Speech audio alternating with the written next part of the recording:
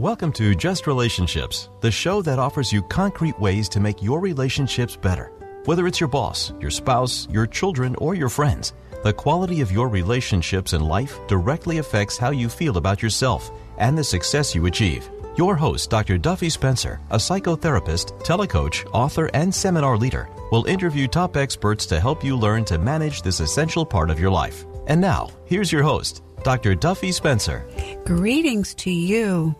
Well, change is a fact of life, isn't it? And many people are afraid of change. They don't like the unfamiliar.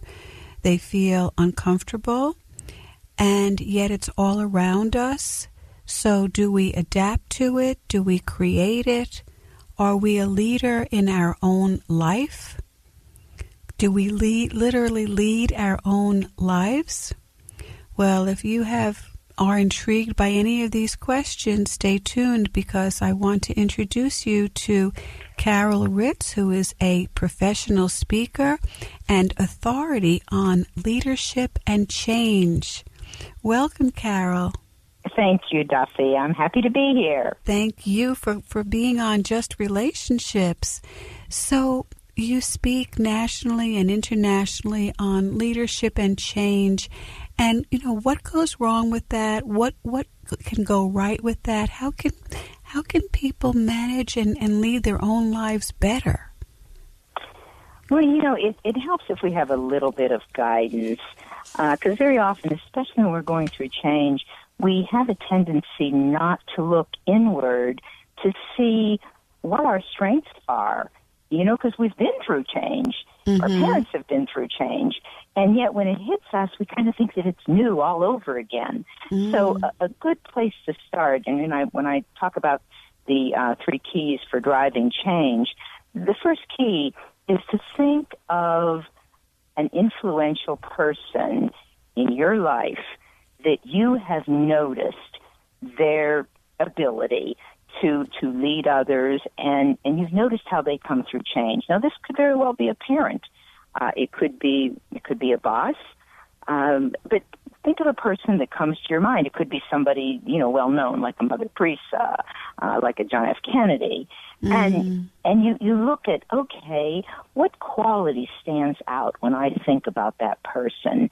And you may say, well, gee, they had a lot of charisma, or they were always positive, or their faith was strong. It could be a number of things. Mm-hmm. But when you look at that, that's already within you, and you've got to kind of, use that as a positive. And, a little story came to my mind recently when I was doing a talk, and it was about when I was about 7 years old. I was walking to school with a girlfriend, and it was the morning after an election, which is, of course, a huge change. And back in those days, 7-year-olds walked to school on their own. Their parents didn't drive them. Mm-hmm. And there was not 24 hours news. Mm-hmm. The news was on at 6 o'clock, and children were not really a part of the news. Mm-hmm. So my girlfriend, all the way to school, kept saying, because of the election, my father said he's not going to have a job, and we're not going to have money, and we may go to war. And she was stressed all the way to school. Now, I knew none of what she was talking about. I'm just kind of lolly-dallying on the way to school. Mm-hmm. And it dawned on me as she was talking, I thought, gee, I'm glad my father didn't say any of that. Mm-hmm. As a 7-year-old, if your father didn't say it, then you didn't have to worry about it. Mm-hmm. So the influence, we lived at the same time. We were experiencing the same thing. We were on our way to school, but she was walking with anxiety and fear, and I was just kind of like having, a happy time on the way to school. That's the power of the influence of an important person in our lives. Right. Right. That's what leadership can do. We hope it's for the positive. Mm-hmm. It's the ability to influence, and sometimes it's not. But we have to recognize that as a number one key. And then, before you go on, I was thinking about there's a term, if you spot it, you got it. And if you think of a person like JFK, Martin Luther King, someone whose leadership qualities you admire, and then you list their qualities, and then you can look and say, well, if I spot it, I got it. So if I admire something in someone else, it's very possible that I already have these qualities inside of me that maybe I could develop more even. And, like anything, like you say, once you spot it, not only will you know that you've got it, but you'll start noticing it more the next day and the next day and the next day. You'll find yourself talking about it. Right. And seeing it in more situations so that you truly do internalize that. Right. And there's an expression, what you appreciate appreciates. Instead of something depreciates, it appreciates. So what you focus on and what you take ownership of, it's almost like giving it license. And more of it comes about. More You're of it exactly comes right. about. So one time I didn't think I was very creative, and a very, very trusted friend, like a mentor, said to me, Duffy, you are so creative, you trip over your own creativity. And you know me, and you know I can. And I was like, really? I do? Oh, yes. Do you remember when you ABC? And after that, I took ownership, and I said, well, I guess I really am creative, only I don't want to do any tripping. I want to do some dancing with this creativity kind of thing. Right. Yes. And look at the many things that you create. Yes. Look at the many things that you've drawn into that weren't there until you made them happen. Right. And that's called creativity. And that's called creativity, yes. Mm-hmm. Yeah. So good. So so a leader is someone who influences, has the power to influence for the yay or the nay. Exactly. Yeah. And they we like to think of it, I guess, in our modern day age now as we study leadership, that it is not so much about power, even though you have the power to influence. It's not so much about power because your wish is that you have the ability to empower others. Right. Because that's how you're going to, that's how you're going to be creative. That's how you're going to create something if you can empower others. Right, which is kind of spread yourself. Yeah, which is very different than overpowering people. Exactly. Because they don't feel a part of it. See, right. When I deal with leadership and change, it's with managers who want to create co-ownership so that it lowers resistance and increases endorsement. And if you own it and they feel like it's controlling them, they're going to put all their energy into resisting it. Of even course. if it could ultimately be, they could ultimately be positive, but because they were not a part of it, it's your idea, not theirs. So the giftedness is to be able to involve them so that they share the ownership with you. Right. And now you've got, now you have endorsement and, lowers the resistance. So it increases endorsement and lowers resistance. Resistance, yes, right. And sabotage. You want to lower the sabotage. Right. Right. Even children, believe me, they can get very smart in that area if they if they feel the rule does not make sense.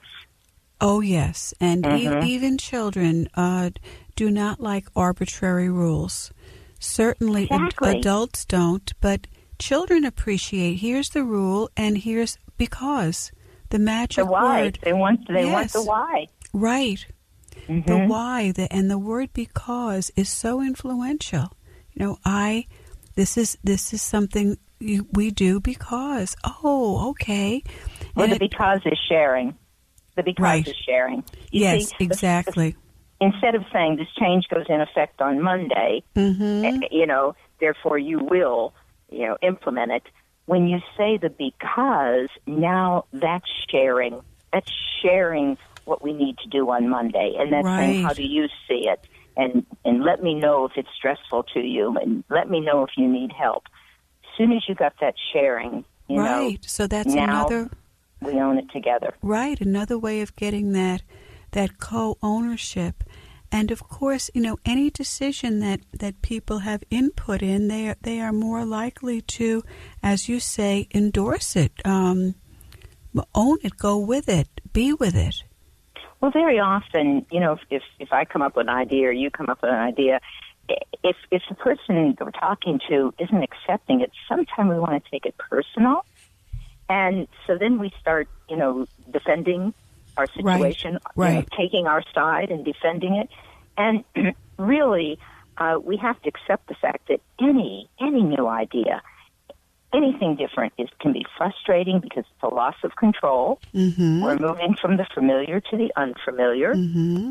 And if we can take a moment and say, let me look at this in the most positive light.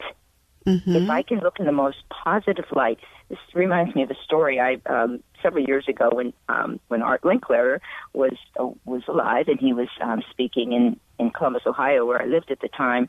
I was asked to give him a ride to the airport after his talk. And as we were riding to the airport, of course, he was a man of many stories, and he immediately started telling me that he was not an American citizen. I mean, he was born in Canada, adopted to a family in San Diego. And he said, all my life as a child, I always told myself that I was born a prince in another country. Now, he did not know his name. He said, but someday, I told myself, everybody is going to know my name. Wow. And, of course, he later went into radio. He later went into television. And, we all know the name Art Linkletter. Yeah. But, you see, he had an unknown.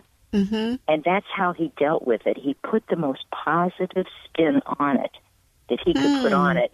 And he said it later kind of paid off for him because he was so well known. I mean, he loved all around the country or internationally. Yes. That one of the political parties came to him and asked if he would consider being on their ticket for president. So welcome back to Just Relationships, and this is Dr. Duffy Spencer, and we are interviewing Carol Ritz, who is an expert on leadership and change. And what we've been looking at so far is the fact that leaders are very influential and very powerful, and they can be positive or negative in that influence and that power. And that's something that you can decide for yourself. If you want to increase your influence, do you do it for the good, or is it in any way destructive? And we're looking at the differences between overpowering and empowering someone and creating co-ownership so that people have an input in the decisions that are made. And we were looking at the idea that people go from the familiar to the unfamiliar, and that's what happens when change occurs. And so it's a kind of a loss of control. So how am I doing so far, Carol, in summarizing the first half of our show? Excellent. Yes, Excellent. yes. So I think that's such an important point when it comes to change, the idea of loss of control. People don't think of it in those terms, but that's really what it's about, isn't it? Yes, because, even when, if you've ever gone through a move, and the simplest thing of brushing your teeth, okay, where's my toothbrush? And everything takes twice as long to do. And, we're complimented and praised in school when we do things efficient, when we do things correct. And all of a sudden, we're stumbling and we're losing time and we're getting behind. And all of this is, all of this is something that kind of goes against our own image. And our first thought is to blame. Right. At first thought is to blame. Well, if we hadn't started this new program on the computer, I wouldn't be dealing with this. Well, if they hadn't, started this new change with our billing system, I wouldn't be going through this. So we immediately start to blame. Right. And that's where it's very important for a leader to let the team know right up front that as we make this change, keep in mind there's going to be a certain amount of frustration, loss of control, and with that comes stress. If you don't feel stressed, then evidently nothing is changing. Right. You are going to feel stressed. And if the leader acknowledges it, Right. they